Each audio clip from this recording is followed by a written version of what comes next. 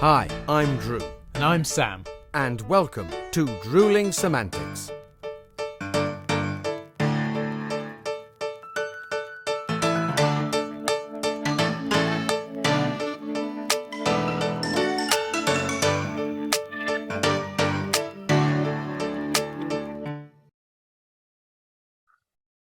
Lovely. Oh, right. Brilliant. You're already here. Drew, mate, lovely to see you. How are things? How are you? I'm very, very well, Sam. In fact, I'm quite excited. I'm here ready because I've actually got quite a bit of news to tell you. Excellent. Well, I don't worry. I am locked and loaded. I've got my pint ready. You're on the tea. I'm on the coffee. Bit of a late night last night. I'm just keeping myself awake. I see. Well, it's good to see you anyway. Cheers. Anyway. Yeah, no, I know. Go on then. So you said news. You said news. Is this you news or is this generic news? What's going on? Right, as much as I like to talk about myself, actually, it's industry news. Oh, very nice. Very nice. Yeah, there's quite a few little bits and pieces.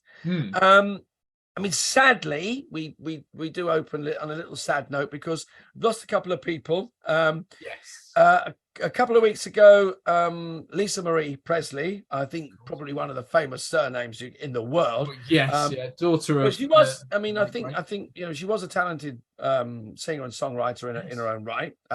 Obviously inherited some of her father's talent there. Yes. So that was sad. I mean, she was in was it 53, 54? So she was very young. She wasn't very old. Not so taken very, very, very sadly. And then of course, Jeff Beck, one of arguably one of the greatest rock and roll blues guitarists ever. He passed away. And then, very interestingly, Robbie Knievel, Evil Knievel, who was huge when I was a kid as a stunt rider and probably did some of the most daring, crazy stunts. But his son, Robbie Knievel, who I believe followed him in that line, he's passed away. Oh gosh! You could have said Robbie Knievel, and I would have guessed that he had to be related somehow. It's certainly not a particularly common surname, but he was also a stunt driver and stunt performer, wasn't he? So another area of the industry that we have touched on before, and I do a little bit of work in. So very sad to lose not just obviously his father, who was one of the greats many years ago, but another one who followed in his father's footsteps. So another loss to the industry. Very sad, that one. Yeah, I'm very sad. At 95, Gina Lollobrigida. Now, I know you youngsters will not be know her as well as I do. I didn't know her well, but she was. At one point, she was during the 50s and 60s. She was described as the world's most beautiful woman, and she was very in that sort of Sophia Loren, Brigitte Bardot kind of beauty. She was a real Italian, sultry. I mean, she was gorgeous, and she did. I think she did Salome and Salome and all those kind of big 4-hour afternoon Sunday epics. Really, they call them sand and toga epics or something like that. I used to love watching those as I was a kid because they had casts of thousands, and there she was, as either Cleopatra or Salome, absolutely beautiful. And I suppose you could say a Hollywood's icon. I mean, the golden period of Hollywood, 40s through to the 60s, 70s, she was at the pinnacle. And just loved by men and moviegoers alike.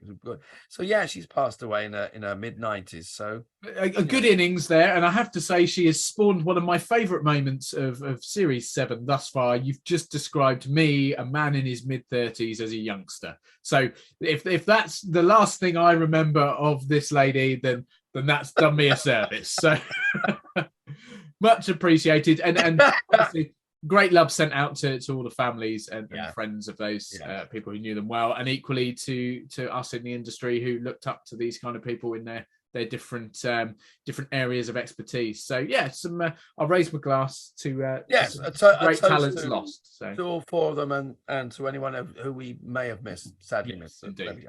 So come on now, that can't be all you knew. You've got to have some positive news to go with the negative. Well, I am. I got a chunk of ITC/Equity have negotiated new touring and subsistence allowances for performers. Now, I don't have the exact figures because obviously they will change depending on what contract you're on and who you are. But any increase in any subsistence or wages for any performers professionals has got to be good. Very welcome. Yeah. So for anyone that's not overly familiar, we have mentioned them a few times before, but Equity and ITC, they're essentially the what are they called? What's the word for them? Unions. Thank you. The people that look after us. So yes, they have done their job rather well in this case, and negotiated some increase in pay, which is very, very good to hear. And also in light of other union action I don't think we have to dwell too long on the fact that there are quite a few strikes and disputes on at the moment. It's nice that, we very rarely, not that we're not politically active, but we're so grateful to work that we don't go on strike because we lose our jobs. But it is nice to see, a union getting very seriously underpaid people, a pay deal of some description. But also there's an interesting sideline to that. Now we've talked quite a lot, and we've actually been on tour when we've done the podcast. And there's an interesting sideline. There's an idea that producers will be responsible for finding professionals, be they crew or cast, their digs. Now, I know you and I have both found our digs ourselves. It's very rare that a company will find you your digs. When they do, hooray! But you don't know where you're going to be. No, see, intriguing one there, mate, because you say hooray, and actually, to an extent, yes. What that will mean, I'm assuming, is that, ironically, subsistence and per diems will be decreased in those scenarios, because obviously they're not paying for you to find somewhere to stay because they're doing it themselves. So positives and negatives, I think. Positive, one less job to do, one less stress, because everyone who's had to find digs at some point will have gone, oh, bollocks, I've only got this long left, and no matter what I do, I can't find anywhere, and I don't want to pay for the Crown Plaza because I'll pay more per day being there than I'm being paid for being on stage, etc., etc. So it does take that stress away in one respect. Equally, I have worked for a company, and I will not name them because it is bad. Yeah, don't do that.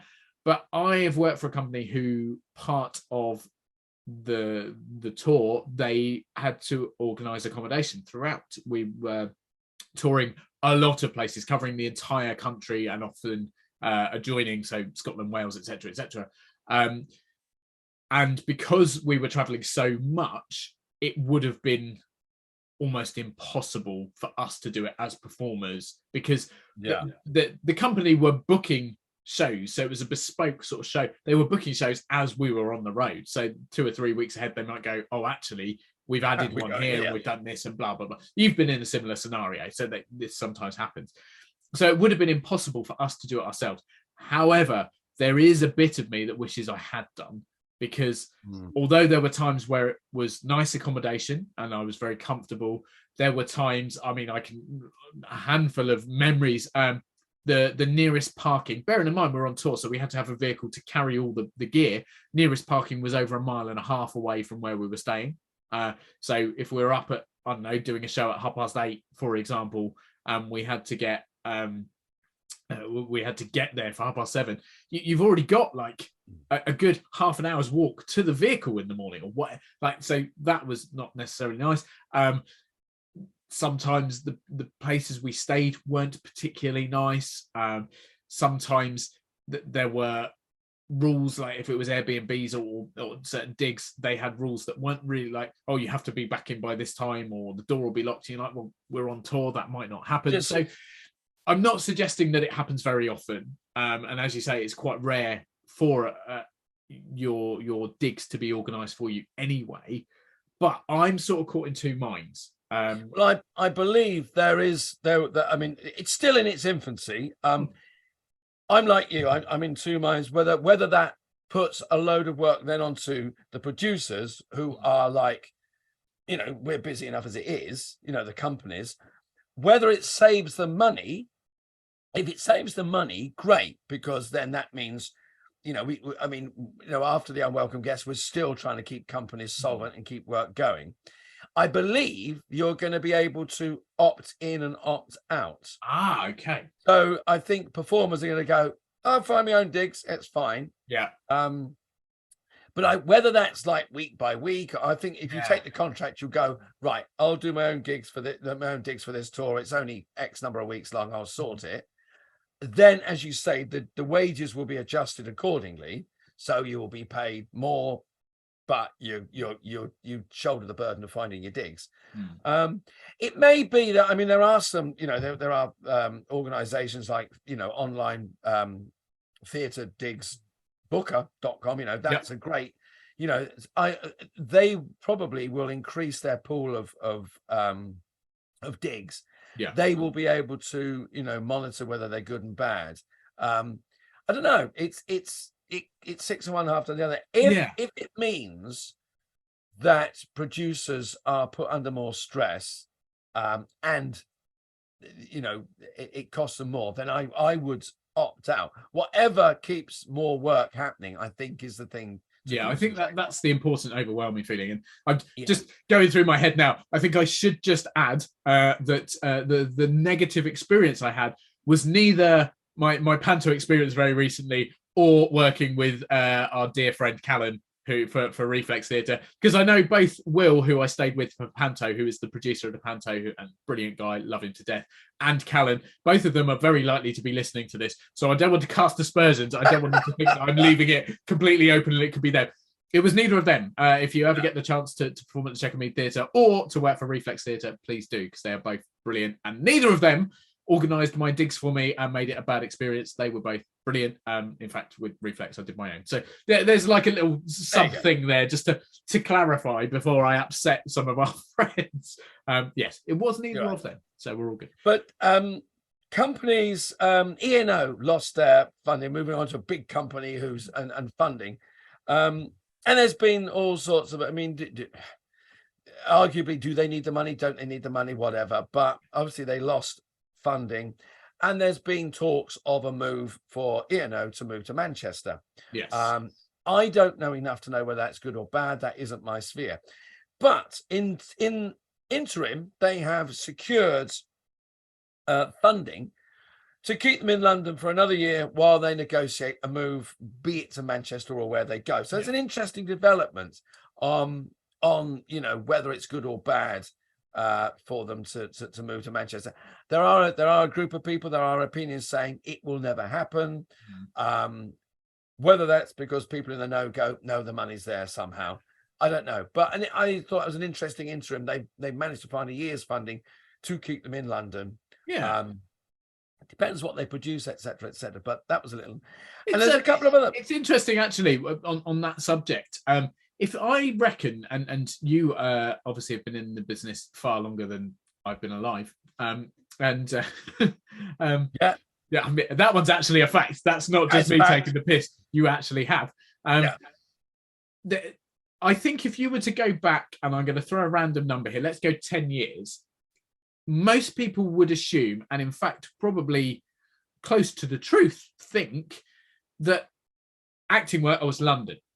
Like when it comes to England or the UK, London, I think that has become very much not the case anymore. I mean, you mentioned Manchester there. We know there's a lot of BBC stuff goes on in Manchester. Equally, Liverpool and Birmingham, 3 very big cities who have a lot of production work. I think London is still obviously the capital of the country, and there's still a lot of work that goes on there. And there are multiple, BBC have big presence there and various other big kind of ITV and various other. But I think now London is not the epicenter in the same way that it always was. And I think places like Manchester and Cardiff is another big one. Yes. Lots and lots of filming taking place away from the centre of London, which positives and negatives for us, not so good because we're both near London. So that means that we might have to travel to other places more regularly. But on a more grander scale,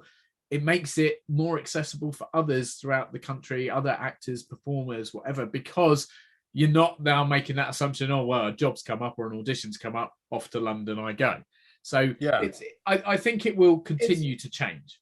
I think you're right. I mean, I think in the case of the E&O, it's been in London for, you know, many years, and you're not just moving, you know, a cast of actors that are going to do a show for a short time. This is a whole company. It'd be like saying, okay, we're going to move the RSC from London to Glasgow.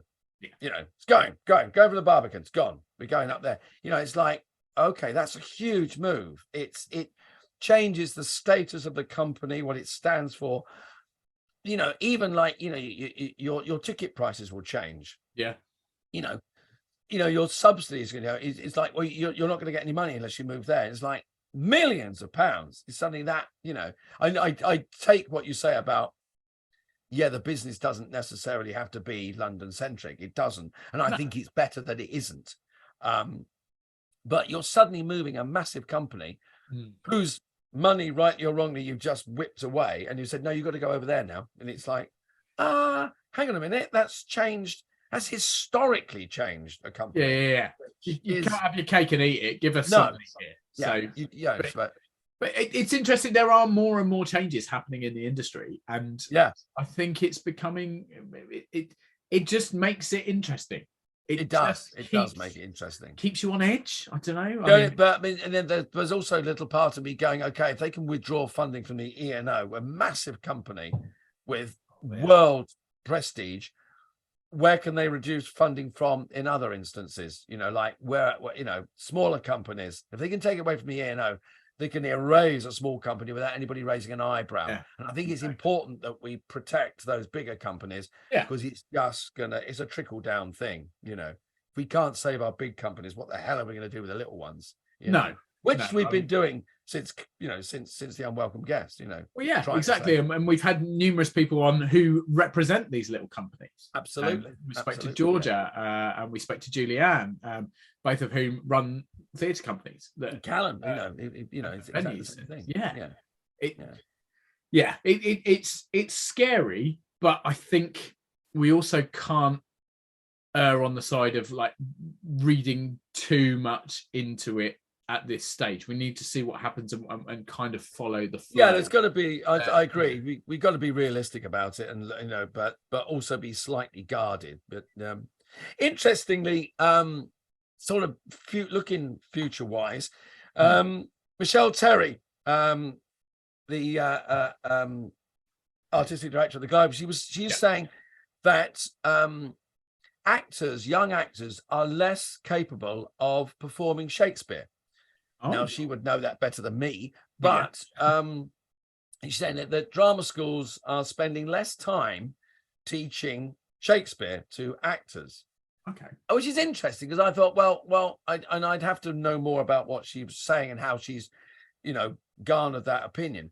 But I mean, when I was at drama school, my course was a classical course. We learned Shakespeare, Chekhov, and that. And all our vocal technique was built around that, because, you know, the thought being at that time, if you could speak deliver lines of iambic pentameter, you know, your breathing was correct, blah. And we learned from that, you know, that was our basis, and and everything moved on from there.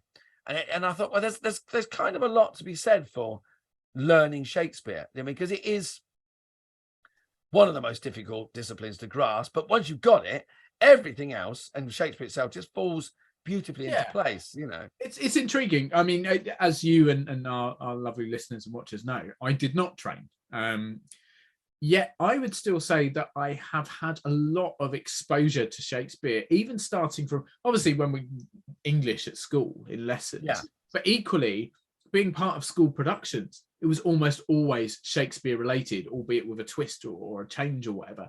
And then equally, early days in my career, probably within my first 4 or 5 professional jobs, probably 2 of them were Shakespeare plays. So it is an enormous part, particularly in Britain, because that's the birth of it. That's what the origination. And I always assumed, and this is, I guess, being naive, maybe, that it was a massive, massive part of all theatre schools, because it's such a massive, massive part of our history. And the reason that the UK is up there, probably with America, as the two big exponents of theatre. It's got to be a reason that we have such a huge presence. I mean, if anyone talks about high-end theatre, it's Broadway and the West End. Like, I'm not suggesting other countries don't have huge opportunities for theatre, but when anyone talks about being a theatrical star, or they talk about a brand new play or a brand new musical, the assumption, again, rightly or wrongly, is that it will be debuting in one of those two outlets.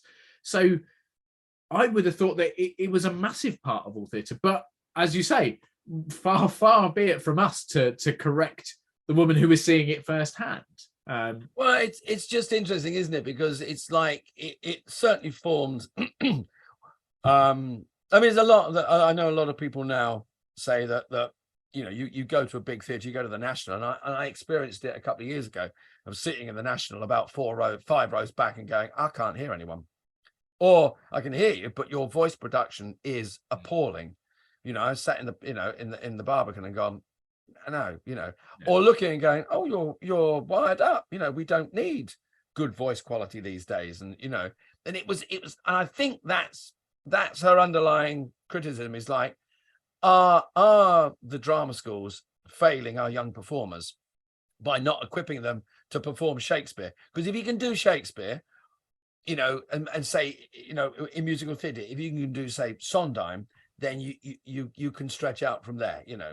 I don't know. They are the yardsticks, aren't they? They are the sort of the marker posts of, if you can do that, then everything else sort of spreads from it. Quite possibly, yeah. Yeah, it's I don't know. It's an intriguing one, because there's sort of a side subject to that, of that suggesting potential, and again, casting no aspersions, potential laziness. If you've got a microphone on, you don't need to learn how to project your voice.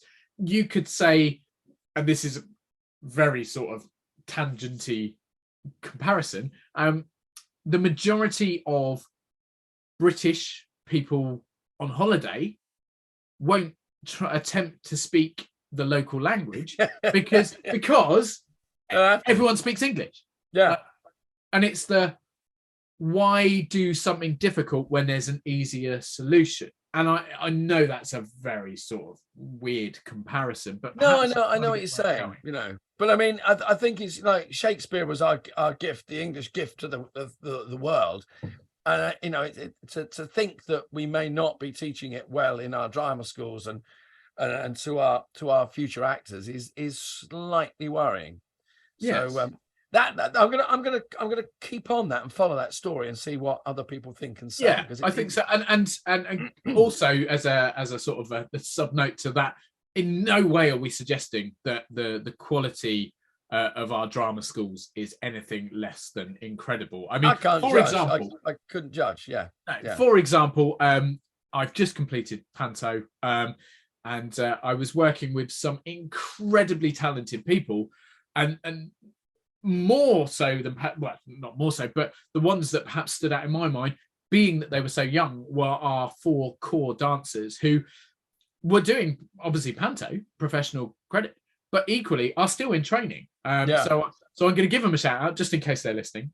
So for the 4 amazing dancers who were at the Chequermead while I was there. So Soraya, Brogan, Leo, and Nathan, if you are listening, you guys were unbelievable. Hope all is going well. They're at Lane at the Dance and Theatre School.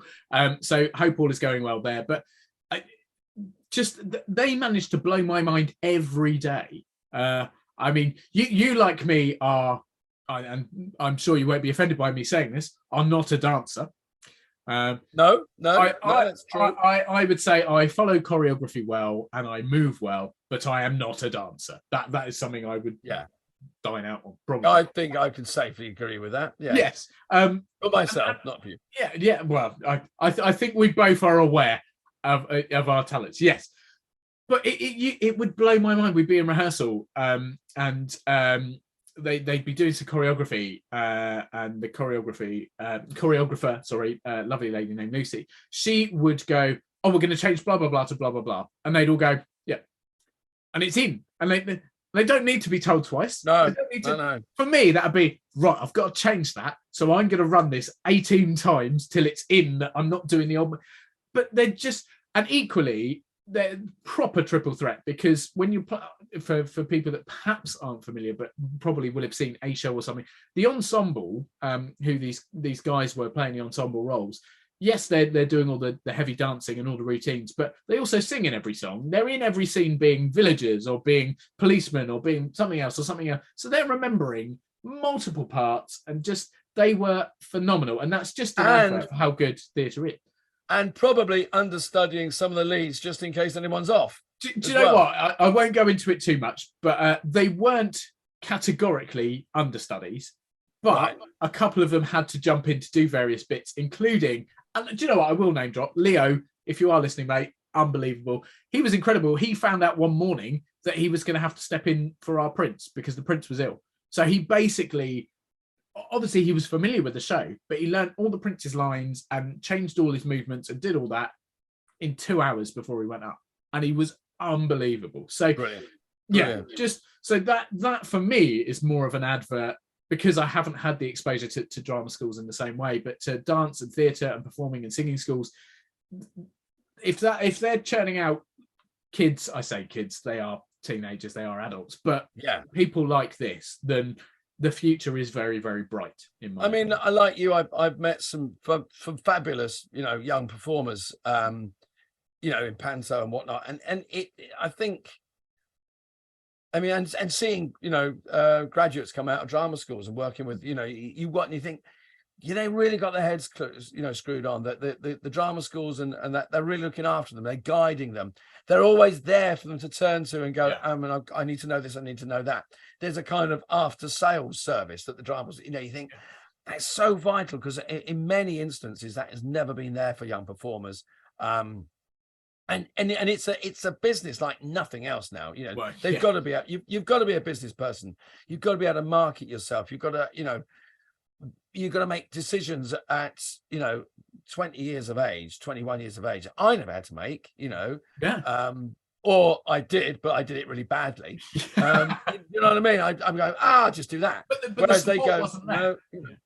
But so, that then sort of garners another question, in a sense, that look at modern film success, or even not modern, but what about those young performers who truly are young performers and haven't even reached an age where they are training?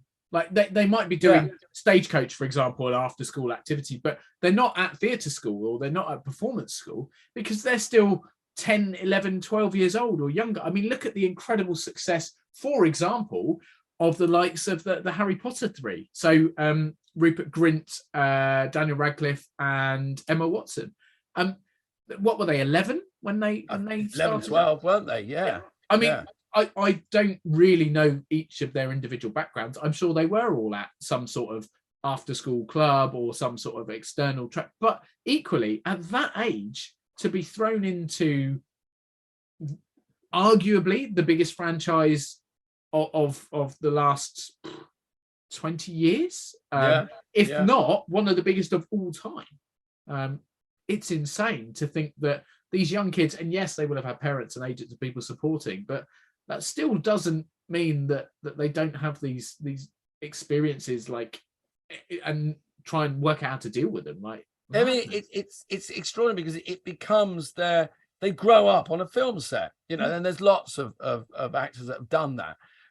And it's not worked out so well. I mean, I think Daniel Radcliffe, most of there's a lot of other actors in Harry Potter that sort of hung in there, and they're still around. They're, most of them are reasonably well looked after. I mean, I think of, and they've gone on, Emma, Daniel, and Rupert. They've gone on to have really quite solid careers and get their heads around things, which some may say that's easy to do when you've had, a charmed beginning to your career, and also you've got, hundreds, millions of dollars in the bank account. But also that, one of the big hits on that, was Stranger Things, and the young actors in that got a bit of a hard time, particularly Millie Bobby Brown. And I watched I watched the series, and I really liked her work. Yeah. And she got on. You treat her as a star. I mean, wasn't you? She was the first person under 20 to earn $10 million for a movie or something. She set the record for the highest upfront salary for an under 20 actor, because she did the Sherlock Holmes, or not Sherlock, she was Enola Holmes, wasn't she? Enola Holmes, sister or daughter or something, niece or something like that.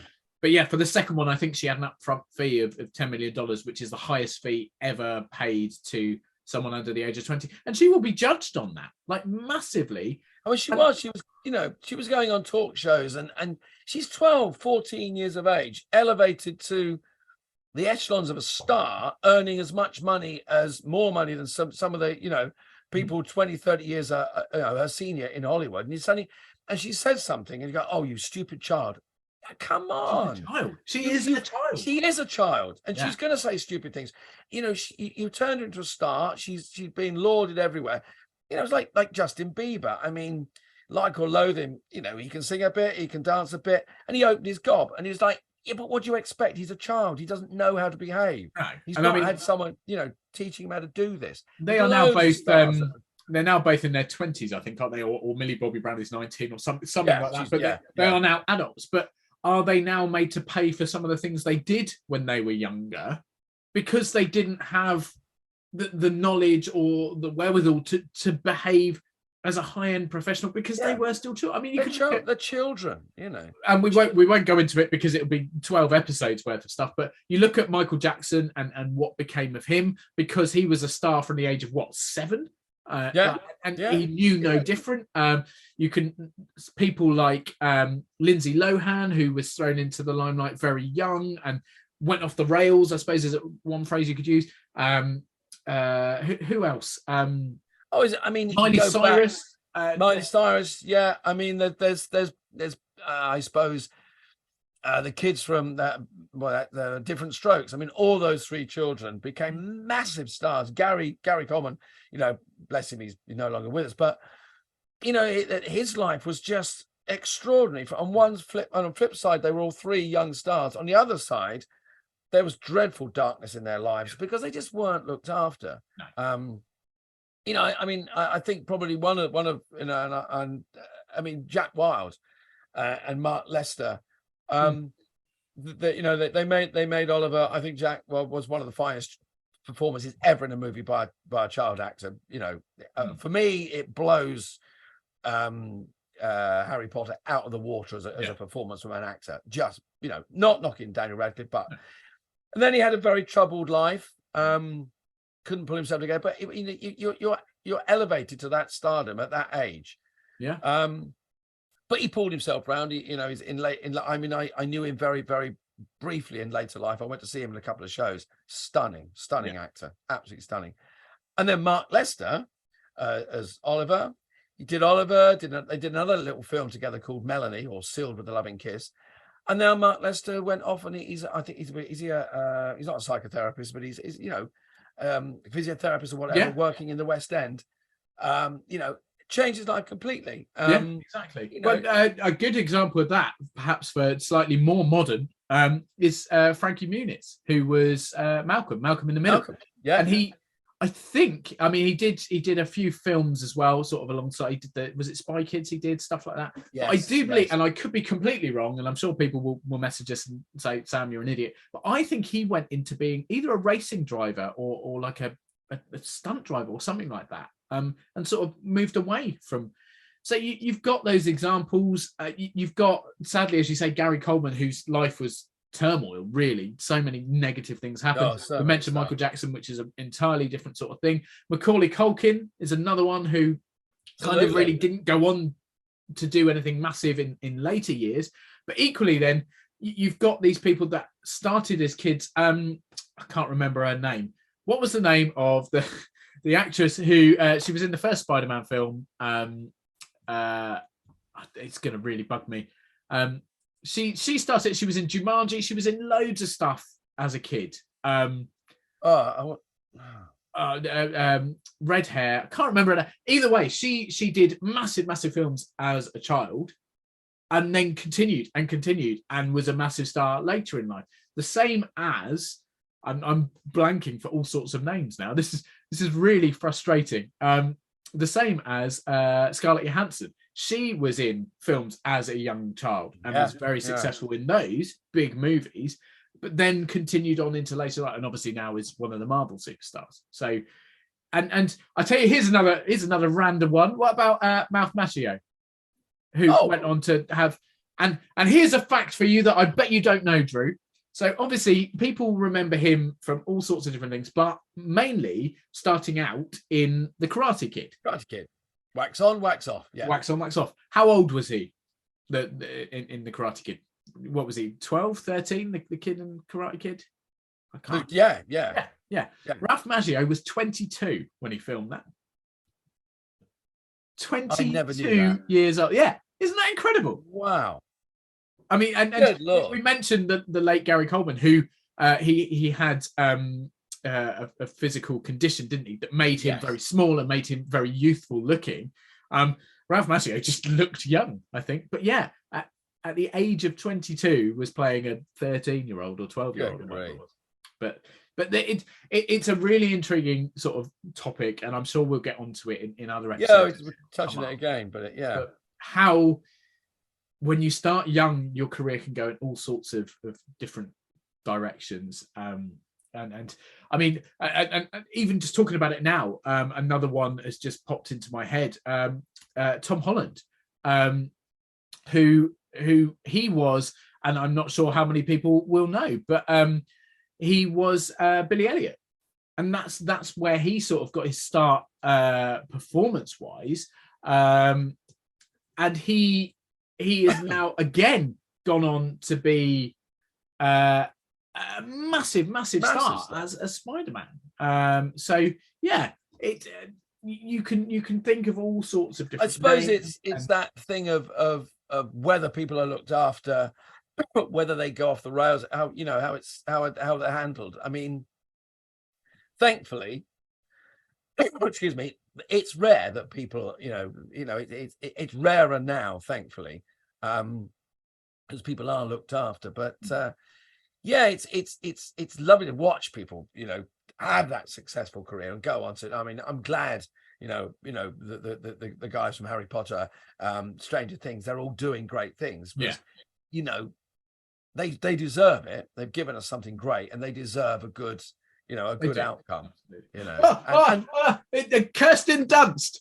I've literally been sat here going through. I've just exploded all over the podcast. But sorry, Kirsten Dunst. That's who I was trying to name. In Jumanji, enormous film. She was in Small Soldiers. Is it Small Soldiers? Toy Soldiers. Small Soldiers. Toy Soldiers, yeah. Incredible. I mean, these are films of my childhood where she's brilliant, but then went on and did Spider-Man and did many other films. So, but yeah, as you say, it's hopefully it's almost a thing of the past now, that the suffering or the struggles, I think hopefully support is a lot better now. I think it is. I think it's performers, and we look after them better. And we are very lucky to have these natural talents out there and to have these kids coming through, albeit stealing the roles that I want to be doing. But because you're a youngster, Sam. I am a youngster. And that, mate, is the perfect way to end today. It's as always, mate, it's a pleasure to chat to you. I'm massively excited for next week. Another very exciting guest coming on the show. But it's just a pleasure to have a good old natter, Drew. And hopefully the people out there listening and watching won't have turned off because they're going, it's just that young fella and his granddad. His old mate. Yeah. But no, another wonderful week on Drewling Samantics. Absolutely, buddy. Many more to come. Have a good week, mate, whatever you're doing. And I'll see you next time. See you later, everyone. Mate. Cheers. Bye.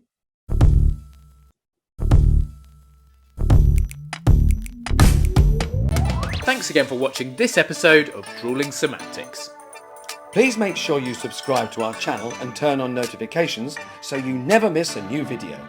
Don't forget, we're also available as audio only. Just search Drewling Samantics in any good podcast app. And please support us on social media. All our links and handles are on screen now. We love welcoming new followers and subscribers, so why not share with your family and friends so they can join in too? Thanks very much. See you next time.